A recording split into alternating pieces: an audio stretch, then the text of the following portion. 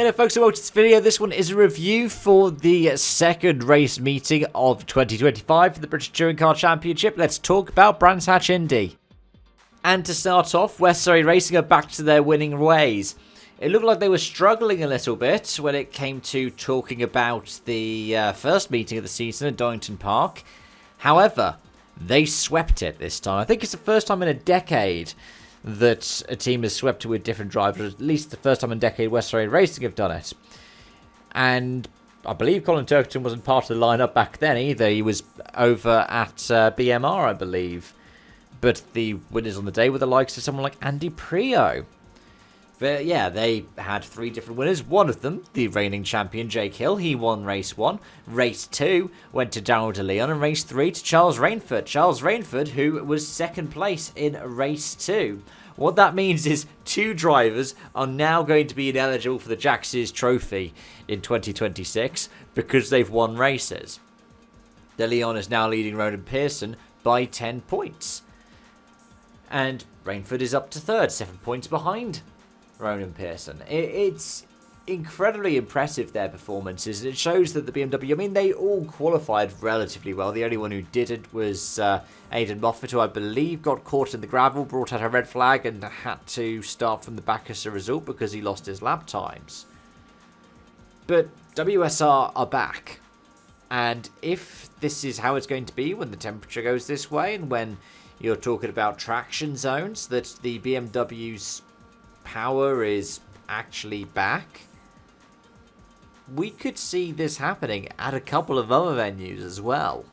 However, for the other early season favourites, it was still a good points day. Tom Ingram is known as Pointsy, and he got a double podium on the day, ended up picking up the fastest lap in race 3.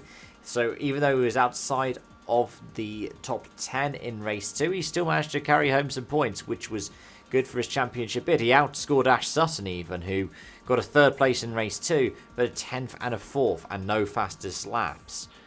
So, for both of them, it's been okay. In fact, for that top 3, including Jake Hill, it's a very good weekend. Because now, 4th place, Tom Chilton, is on 55 points. Bearing in mind that the maximum score you can get from a single race is, 23, I believe? 1 for leading a lap, 1 for pole in race 1, 1 for the fastest lap, and 20 for the win. So Jake Hill in 3rd is a race win clear of Tom Chilton in 4th place.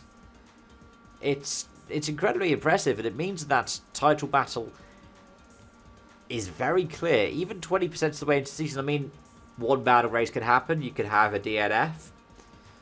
But the lowest that we've got from any of the top 3 in the championship so far was Tom Ingram's 11th place in race 2.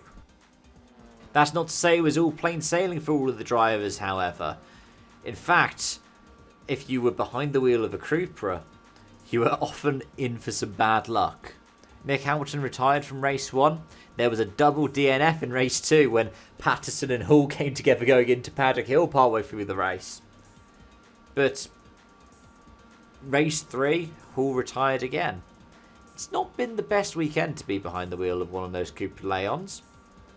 Whilst De Leon, like I said, won race 2. He was driving one of the Cupras last year. It's been interesting. But it was rotten luck for them. They weren't the only drivers to have bad luck. I think one of the people that really stood out in terms of having bad luck was Dan Camish. Had to retire from race 2. Car stopped when he tried to get it back going again. He got run into the back off by Mikey Doble, who was completely caught out by what happened there. But yes, coming out of all of this in the manufacturers and teams championships, it is Hyundai at the top, 179 manufacturers, 166 in teams. BMW is second in the manufacturers, 160. In the teams, it is Napa Racing UK on 143. So the gap is around 20 points in both cases.